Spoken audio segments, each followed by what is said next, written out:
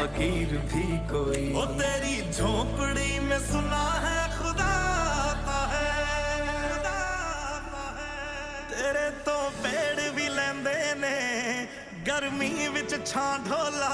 तू कुदरत दा करिश्मा है ते रब दी सच्ची बां ढोला। वे हाँ ढोला, वे हाँ ढोला, तेरा किन्ना सोहना ना ढोला।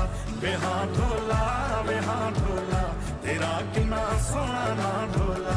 कोई तेरे तो सिखे वे ओ किवें दुख से आ जांदा है, किवें गुरबत विच रह के भी खुश रहा जांदा है। बुरी दुनिया बुरी नीयत ते बुरियां नजरां वाले लोग समझ के